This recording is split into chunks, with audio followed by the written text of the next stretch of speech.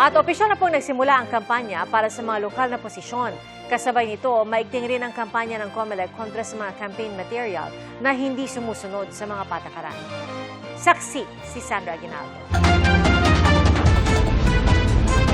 Maagang nagbaklas ang COMELEC at MMDA ng mga political poster na wala sa tamang lugar o mali ang sukat ngayong unang araw ng local campaigns. Sa Pretil Market pa lang ng Tondo, Maynila, napuno na ng tarpaulin ng isang truck. Katuwang ng COMELEC ang Eco Waste Coalition at Bureau of Jail Management and Penology. Sinuyod din ang mga wala sa tamang kabitan o mali ang sukat sa Quezon City. Gayon din sa Caloocan City. Susulatan ng local COMELEC offices ang mga kandidatong nasa poster na kinakitaan ng paglabag.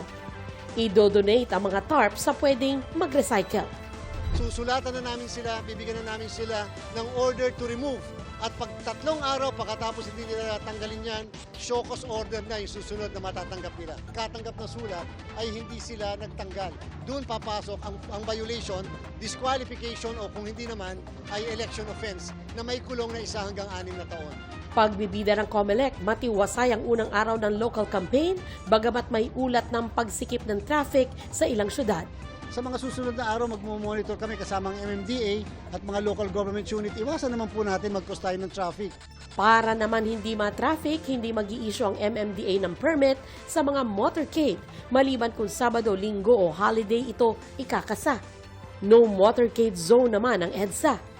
Nagsagawa rin ng Oplan Baklas sa iba't ibang probinsya, tulad sa Dagupan City at Calasiao sa Pangasinan. Umabot naman sa 2 dump truck ang natanggal na campaign materials sa Cotabato City. Habang pinagtatanggal din ang mga campaign materials na wala sa tamang pwesto sa Davao City, Cagayan de Oro City at Misamis Occidental. Samantala, tapos na ang pag-imprenta ng mahigit 68 million na voters information sheet na ang ilan ay sinimulan ng ipamahagi. Bawat botante ay makatatanggap ng 4 na pahina na guide na naglalaman ng pangalan at presinto ng botante, pati na listahan ng mga kandidato at instruction kung paano pumoto. Para sa GMA Integrated News, ako si Sandra Aguinaldo, ang inyong saksi. Mga kapuso, maging una sa saksi. Mag-subscribe sa GMA Integrated News sa YouTube para sa iba't ibang balita.